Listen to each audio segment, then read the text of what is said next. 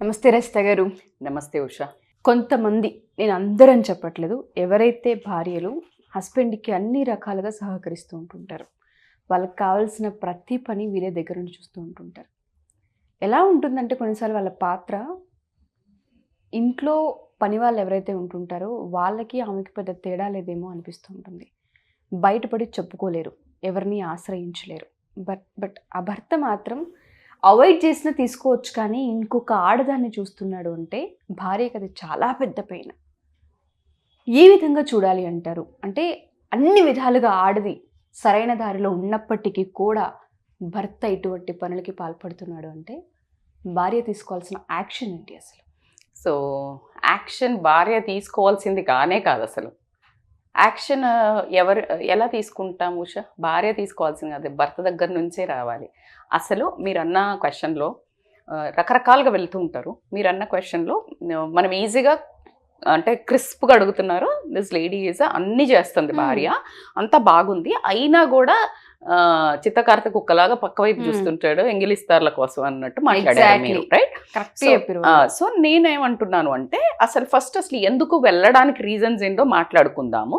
కరెక్టా కాదా, అసలు ఎందుకు వెళ్ళాలి? ఎందుకంటే ఇది ఏం చేస్తుంది, బయటికి వెళ్ళిన వాడికి ఎంతసేపు కాపలా కాస్తుంది? ఎవడి మనసుకు, ఎవడి ఎథిక్స్కి వాడు మాత్రమే కాపలా కాసుకోవాల్సిన విషయం. అయితే అసలు ఎందుకు వెళ్తారు అనేది మనం చెప్తే మగవాళ్ళకి ఓకే మేము నిజంగానే ఇదా అని మేమేదో ఓదార్పుకు చెప్పట్లా. ఇవి ఉన్నా కూడా ఎందుకు వెళ్ళకూడదు, ఎందుకు రెస్పెక్ట్ చేయాలి ఆ రిలేషన్ని అని మాట్లాడుకుంటే కనుక ఫస్ట్ బేసికల్గా ఎందుకు వెళ్తారు అనుకుంటే అంటే వీళ్ళది ఏంటంటే difference of opinion in sexual desires. Too much of అంటే సెక్స్ మీద ఇలానే నేను నాకు ఇలా ఇష్టపడతాను నేను అనే డిఫరెన్స్, అంటే ఒక డిఫరెన్స్ ఆఫ్ ఒపీనియన్స్, అంటే లిబిడో డిఫరెన్సెస్ వస్తాయి అన్నట్టు. అంటే వీళ్ళకి ఏంటి అంటే ఒక రకమైన బేసికల్గా ఐ డోంట్ నో వై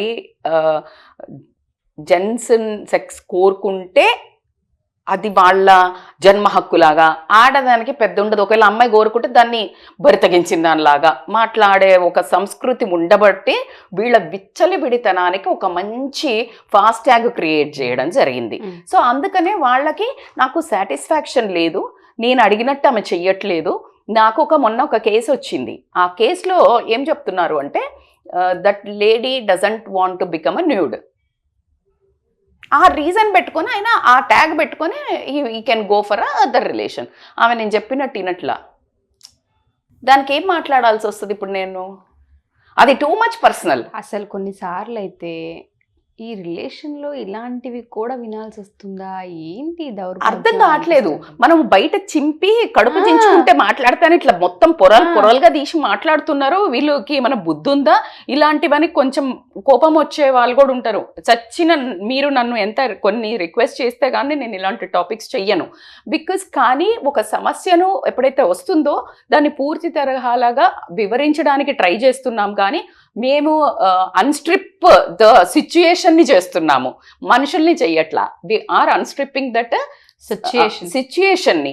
ఎందుకు వస్తుంది అంటే ఈ difference of opinion sexual desires మీద ఒకరికి ఎక్కువ ఉండటం వల్ల ఇంకొకరు వాళ్ళ అనుకున్నట్టు, మీరు అన్నారు సాటిస్ఫై ఉంటున్నదేమో అనుకుని మీరు అనుకుంటున్నారు, వాళ్ళకు అనుకున్నట్టు లేకపోవడం వల్ల they will look for an other option. ఎప్పుడైతే ఒక జీతం సరిపోలేదు అన్నప్పుడు సెకండ్ జాబ్కు వర్క్ చేస్తారు కదా, పార్ట్ టైం జాబ్, కడుపు నింపుకోవడానికి, అవసరాలు తీర్చుకోవడానికి.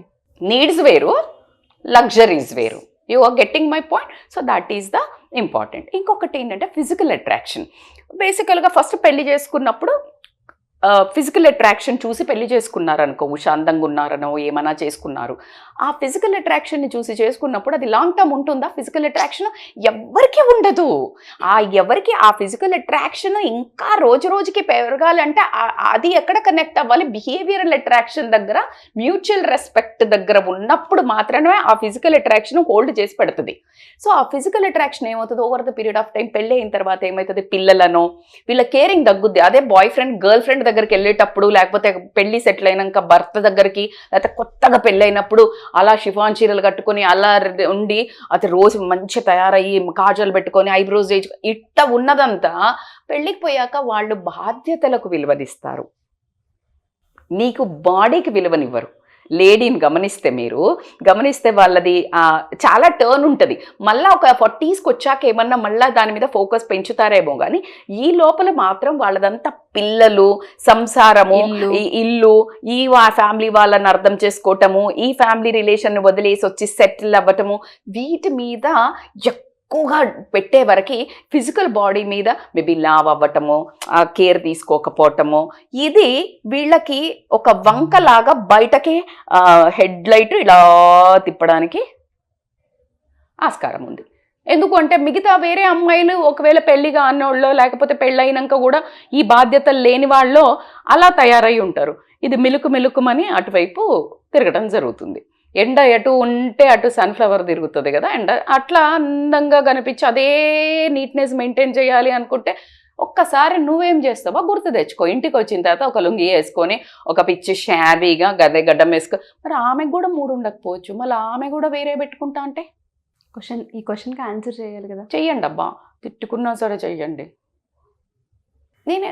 నేను అస్సలు ఫెమినిస్ట్ కాదు, నేను క్వశ్చన్ అడుగుతున్నా అంతే. మీరు జెన్యూన్గా ఆన్సర్ చెప్పండి, జెన్యూన్గా బీ హార్ట్. అస్సలు కోపానికి రాకంటే మగవాళ్ళని దెద్దేవా చేయట్లేదు మగవాళ్ళ కోపం. నేను అంటున్నాను రిలేషన్, నువ్వు అడిగిన క్వశ్చన్కి నేను ఆన్సర్ చేస్తున్నాను. ఆడదాని ఎమోషన్ నమ్ముకొని ఇంటి మొత్తాన్ని వదిలేసి మన ఇంటికి వచ్చిన తర్వాత ఓ సంవత్సరం ఉన్న ఎమోషన్ కావచ్చు, ఫీలింగ్స్ కావచ్చు, అట్రాక్షన్స్ కావచ్చు, మరుసటి సంవత్సరానికి కనిపించట్లేదు అంటే అవే ఎమోషన్స్, అవే ఫీలింగ్స్ ఈ ఆడది కూడా చేస్తే అదే కదా. నేను అదే అయితే ఇంకొకటి ఏంటి అంటే వీళ్ళకి ఏంటంటే వెరైటీ కోరుకుంటారు, variety of taste, flavours variety. అంటే నాకు ఇలాగుంటే బాగుంటుంది, వాళ్ళకి ఫ్యాంటసీస్ ఉంటాయంట. అది నేను అడుగుతున్నా, నువ్వు ఆన్సర్ చెప్పే ముందు if the opposite person haves, ఎందుకు నువ్వు రెడీ లేవు తీసుకోవడానికి? ఈ వెరైటీ నావెల్టీ అంటే ఇలాంటి అమ్మాయిలతో ఎలా ఉంటుందో చూడ అంటే పాతకాలం నుంచి ఉంది, దీంట్లో ఎటువంటి డౌట్ లేదు. కానీ ఇప్పుడు ఓపెన్ అయిపోయి దానికి ఒక ఇట్లా వీళ్ళు ఉండరు అందుకనే చూసుకున్నాం అని చెప్తున్నారు. చెప్పేస్తారు అంతా అట్లంతా చాలా ఈజీ అనేది క్రియేట్ అవ్వటం జరిగింది. Especially when it comes to the gents. మీరు వేసుకోవచ్చు, లేడీస్ ఏమైనా తక్కువ ఉన్నారా అంటే నేను ఎప్పుడు దాని మీద కూడా బొచ్చడి వీడియోస్ చేసినాం, లేడీస్ గురించి కూడా చేసినాం.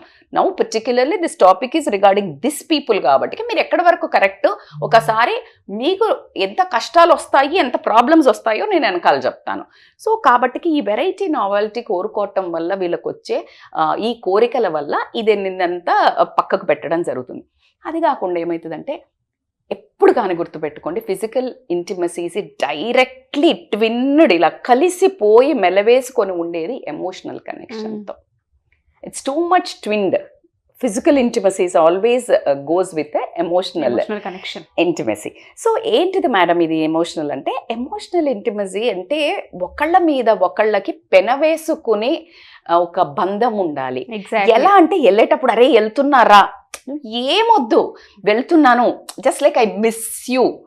ఒక్క మొద్దవతారం లాగా లేచి ఆ పొద్దున్నే నువ్వు ఫోన్ పట్టుకొని చేసి ఆమె మొద్దవతారం లాగా వండేసి నేను అన్ని చేసిన మేడం, నేను పొద్దున లేచిన పూజ చేసిన, నేను వంట చేసిన, మా ఆయనకు మూతిల దాకా తీసుకొచ్చి పెట్టిన, అది కాదు. You need each others emotional connection. తిన్నావా, నువ్వు వెళ్తున్నావా, నువ్వు ఒక ముద్ద తినలేకపోతే నువ్వు పిల్లలు తిన్నారా, just one Pat, one hug, ఇలాంటి గనక ఎమోషనల్గా నువ్వు కనెక్షన్ బిల్డ్ చెయ్యగలిగితే ఖచ్చితంగా ఎక్కడైనా అప్పుడప్పుడు మిలుకుమంటూ అలా వెళ్ళినా మళ్ళీ ఇలా వెనక్కి ఈ బాండ్ గుంజుకొస్తుంది.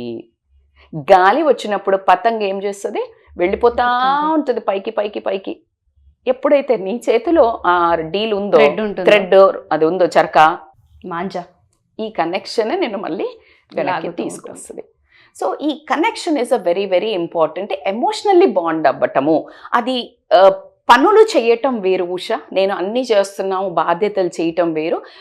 అయితే నేను ప్రేమను కూడా పంచుతున్నాను అంటే ఆ మనిషికి ఏ ప్రేమ కావాలో. నేను ఆల్రెడీ ఒకటి మనది చాలా వైరల్ అయింది, find out your wife and husband love language. నీ హస్బెండ్కి ఏ లవ్ లాంగ్వేజ్ ఇష్టం? నేను భార్య అనగానే ఇంటి పనులు చేసిందా, బట్టలు పిండిందా, మీరు అన్నారు ఇప్పుడే పని మనిషికి, వీళ్ళకి జీతం లేని పని మనిషిలాగా ఇంట్లో పెట్టుకున్నట్టు ఒక వైఫ్ పని చేసి నేను అన్నీ చేసినా అతను మాత్రం బయట తిరుగుతున్నాడు అని అనుకోండి, పిచ్చి మొహాల్లాగా. అది కాదు, ఆ మనిషి మీద రాణిలాగా కంట్రోల్ చేయాలి. మనిషి మీద కాదు, మనస్సు మీద. ఫుడ్ బెడ్ కూడా నీ పాత్రే. ఎప్పుడైతే నువ్వు ఆ పర్సన్కి నువ్వు ఫిజికల్గా ఎమోషనల్గా టూ మచ్ ట్విన్నింగ్ అవుతావో అప్పుడు మాత్రమే నువ్వు ఖచ్చితంగా ఈ రిలేషన్ని ముందుకు తీసుకెళ్ళగలుగుతావు. సో కాబట్టికే ఎస్పెషల్లీ చెప్పాల్సింది ఏంటి అని అంటే, ఫిజికల్ బాండే కావాలి అనుకుంటే గనక, అంటే నా భార్య నన్ను సాటిస్ఫైగా నేను చెయ్యట్లేదు అని అనుకుంటే గనక, ఫస్ట్ అసలు నువ్వు ఎమోషనల్ కనెక్షన్ నీ భార్యతో పెట్టుకున్నావా? నువ్వు రాత్రికి వచ్చేసి నేను పని చేసి వచ్చినా నాకు స్ట్రెస్ రిలీఫ్ మేడం, ఆమె సపోర్ట్ చేయట్లేదంటే కరెక్ట్ కాదు. కరెక్టా? ఎట్లా డెవలప్ అవుతుంది నీ ఎమోషనల్ కనెక్షన్? ఏది నువ్వు పోయేటప్పుడు పోయినాక ఏం చేస్తున్నారు, పిల్లలు వెళ్ళిపోయినరా, నువ్వు తిన్నవా, ఒక చిన్న మెసేజ్ నువ్వు వేరే వాళ్ళకి పెడతావు ఫెబ్బీలల్లో, గుడ్ మార్నింగ్, తిన్నావా నాన్న, ఎవరికో బయట బంగారం, కన్నా, బుజ్జి బుజ్జి, నీ భార్యను ఒక్కనాడన్నట్లా పిలుస్తున్నావా? ఎట్లా డెవలప్ అవుతుంది? మేడం నేను అట్లా పిలిస్తే ఆమె పడ్డది, అట్లా పిలిస్తే ఈమె మొత్తం పడిపోతుంది. నువ్వు ఏం అడుగుతుంది చేస్తుంది. నువ్వు వేరే వాళ్ళకు నువ్వు ఫార్వర్డ్ మెసేజెస్ మేలుకో, పొద్దున శుభ గుడ్ మార్నింగ్, శుభోదయము, లేకపోతే ఒక పెద్ద కొటేషన్లు పెడుతుంటారు. నాకు ఆ కొటేషన్లు పెట్టేటోళ్ళు 70% అని యావరేజ్గా చెప్తా, ఐఎమ్ సారీ టు సే. అందులో మీరు కనీసము ఆ ఫాలో చేసి పెట్టడం స్టార్ట్ చేయండి, ఈ ఫార్వర్డింగ్ మెసేజ్లు తగ్గుతాయి. ఏం మెసేజ్లు పెడతారు, దాంట్లో నువ్వు ఒకటైనా ఫాలో అవుతున్నావా చూసుకోండి. సో ఆ వాళ్ళకి ఇచ్చే ఇంపార్టెన్స్, నువ్వు నీ భార్యకి గనక ఎమోషనల్లీ కనెక్ట్ అయితే గనక నీ భార్య నువ్వు అనుకున్నట్టే ఉంటుంది. అప్పుడు నువ్వు పక్కదారి పట్టాల్సిన అవసరమే లేదు. Last but not the least ఏం చెప్తాను అంటే, బేసికల్గా ఏమవుతుందంటే పర్సనల్ ఇంట్రెస్ట్. బేసికల్గా వీళ్ళకి వైఫ్ కొంచెం అందంగా ఉండొచ్చు, లేకపోతే యాక్టివ్గా ఉండొచ్చు. హస్బెండ్ దగ్గర lack of something of self, అంటే ఇంట్రోవర్ట్ అయి ఉండొచ్చు. ఎందుకు అంటే ఏదైనా వైఫ్ అది డామినేటింగ్ అయి ఉండొచ్చు. అంటే క్వాలిటీస్ కానివ్వండి, టూ మచ్ బాగా చేస్తూ ఉండొచ్చు, తిను అంత ఎర్న్ చేయకపోవచ్చు, ఏదో ఒక క్వాలిటీస్లో ఇన్ఫీరియర్ ఫీల్ అయ్యి ఉండొచ్చు, లేకపోతే స్ట్రెస్ ఉండొచ్చు. ఆ స్ట్రెస్ దేనివల్ల అంటే వైఫ్ వల్ల. అంటే వైఫ్ మేబీ డబ్బులు అడుగుతుందో, లేకపోతే అత్తగారోళ్ళో, లేకపోతే వీళ్ళ అమ్మ వాళ్ళతో ఈ అమ్మాయి గొడవలు ఉండటం వల్లనో, లేకపోతే ఏదో ఒకటి రీజన్స్ వల్ల ఒక కైండ్ ఆఫ్ రప్చర్ ఏర్పడుతుంది. అది ఎప్పుడైతే ఏర్పడుతుందో ఈయన మ్యాన్లీనెస్ కానీ, మొగతనం కానీ ఈమెతో ఆ స్ట్రెస్ని రిలీవ్ అవ్వదు ఆయనకి. Because the stress is because of her అని అనుకుంటుంటాడు, because of a situation in the family. ఈయన అర్న్స్ కూడా చేయకపోయిండొచ్చు, పిల్లలకు కానీ అన్ని నీడ్స్ సాటిస్ఫై చేసి ఉండకపోవచ్చు. ఏదో ఒక stress which is not really connected to the wife. పనులన్నీ వేరు. ఓపెన్గా భార్యతో కొన్ని చెప్పాలంటే కూడా ఇష్టపడని వాళ్ళు ఉంటారు. ఎందుకు అంటే ఆమె జడ్జి చేస్తుందనో, లేకపోతే ఏదో ఒకటి ఉంటుంది. వేరే విమెన్ దగ్గరికి పోయినప్పుడు ఆ క్వశ్చనేర్ ఉండదు. It's a purely in a man. You got it? So he will become a real man there to have a pleasure. ఇక్కడ చాలా వస్తాయి. ఈయనకే గిల్ట్ ఉంది ఫస్ట్. సో ఈ ఒక్క దాన్ని కూడా సరిదిద్దుకోవడానికి కూడా, అంటే మళ్ళీ ఈ అన్ని బాధ్యతలు చెయ్యకపోయినా ఈ నీడైతే తన మగాడు అని గుర్తు చేస్తూ ఉంటుంది. సో కాబట్టి it is easy to satisfy out side which other lady is making him a man. మీకు అర్థమవుతుందా? నేను కరెక్ట్గా ఉండండి చెప్తా. ఆమె ఎవరైతే వేరే ఒక అఫైర్ పెట్టుకున్నప్పుడు ఆమె ఆయనకి ఒక రకమైన బలం ఇస్తుంది మైండ్లా, నువ్వు మగ ఆయన నా కోసము ఇట్లా ధైర్యం చేసిండు. So that gives him a kick. కానీ ఇవన్నిటినీ నువ్వు రీజన్స్ చెప్తున్నావచ్చు. కానీ నేనేమంటున్నా అంటే ఎక్కడ వరకు కరెక్ట్, బికాస్ ఆఫ్ దిస్ ఇది లాంగ్ టర్మ్ వెళ్తుందా, నీ కళ్ళల్లో నువ్వు నిలబడతావా, ఇది తర్వాత నీకు న్యూసెన్స్ లైఫ్లో క్రియేట్ చెయ్యదా, మిస్అండర్స్టాండింగ్స్ క్రియేట్ చేయదా?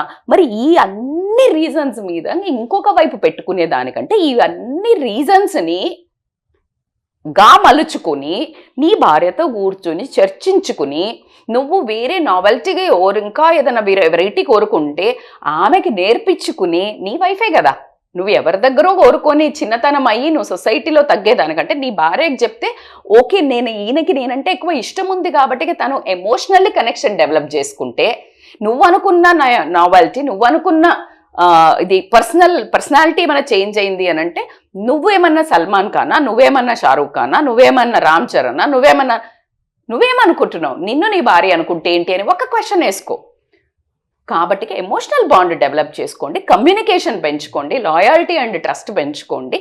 తప్పులు జరగడంలో తప్పు లేదు, తప్పులు జరిగిన తర్వాత సరిదిద్దుకొని ఎప్పుడైతే ఈ వీడియో చూస్తారో మీరు లాంగ్ టర్మ్ హ్యాపీనెస్ ఉండదు, దానివల్ల ఇంకా కాంప్లికేషన్స్ పెరుగుతాయి లైఫ్లో. సో కాబట్టి కొనదాకా ఉండి నీకు సేవ చేసిన, నీతో పాటు సరదా అయినా సంతోషమైన, మీరు అనుకున్న ఏదైతే ఈ సెక్షువల్ థింగ్ అయినా ఎమోషనల్ బాండ్ అయినా కడదాకా వచ్చేది ఎవరు? భార్య. నువ్వు ఇప్పుడు అంతా ఎంజాయ్ చేసి వెనకకు వచ్చి 60 ఏళ్ళకి మూలకు పడ్డాక రావే నాకు చెయ్యవే, నాకు పని చెయ్యి, నాకు సేవ చెయ్యి అంటే ఎక్కడ కాలుతుంది లేడీస్కి? అవునా కాదా? సో కాబట్టి try to understand the end. Like ఎండ్లో ఏంది మనము మనం రేపు పొద్దున కళ్ళల్లో కళ్ళు పెట్టి భార్య కళ్ళల్లో చూసగలిగేంత దమ్ము ఉందా? అదే మొగతనం కదా. What you say? సో కాబట్టి వెన్ ఒక 70% మీరు అడిగిన అన్నీ వేస్తుంది అన్నాడు, మీరు అన్న 60% వేసుకుందాం. You can really pass her in life. No, 60% is not a fail mark, 70% is not a fail mark. నువ్వు ఇంకొక వైపు వెళ్ళడానికి మళ్ళీ నీకు ఎన్ని మార్కులు వేసిందో నీ భార్య ధైర్యం ఉండి ఎప్పుడన్నా అడిగినావా? అడగలేదు కదా. సో నువ్వే పాస్ అయినా అని ఎట్లా అనుకుంటున్నావు? You are a failed student. అసలు బయటికి పోతున్నామంటే నువ్వే ఫెయిల్డ్. నీ భార్యతో నువ్వు అనుకున్నాయి నువ్వు చేయించుకోలేకపోవటం, లేకపోతే ఆమెతో కలిసి నీ జర్నీని నువ్వు వాదా చేసి తీసుకొని వచ్చిన దాంతో నిలబడకుండా బయటకి తప్పుకొని పోతుంటే you are failed. I feel that. Final conclusion ఏంటి అంటే ఒకటైతే గ్యారెంటీ, నేను యాజ్ అ ఫస్ట్ లైనే తీసుకున్నాను మీకు. కడుపు నిండినాక కూడా అక్కడ ఇంకొకటి మంచి బర్గరో బిర్యానీ తిన్న ఇస్తారాకు ఉన్నది కదా అని చెప్పేసి ఆ ఎంగిలి ఇస్తారు వైపు చూస్తున్నావంటే నువ్వు మరి బిచ్చగాడి కంటే అధ్వానమేమో అని నా స్ట్రాంగ్ ఫీలింగ్. సో కాబట్టికే ఒకసారి ఆలోచించుకోండి. మీరు ఆ బుజ్జి కన్నా నాన్న బయట వాళ్ళకి బిస్కెట్లు వేసే బదులు భార్యకి వేయండి. నువ్వు ఏం అడిగితే అది చేస్తుంది. ఆ కోఆపరేషన్ అక్కడ చూపించండి, ఆ టైం అక్కడ చూపించండి, ఆ ఎనర్జీ అక్కడ చూపించండి, ఆ రొమాన్స్ అక్కడ చూపించండి, ఆ మన్మధుడు వేషాలు అక్కడ చూపించండి. ఆటోమేటిక్గా నువ్వు అనుకున్న దానికంటే ఎక్కువ హ్యాపీగా ఎంజాయ్ చేస్తావు వైఫ్ దగ్గర. అది ఛాలెంజ్. థ్యాంక్ యూ రజిత గారు. Thank you so much. Thank you so much Usha.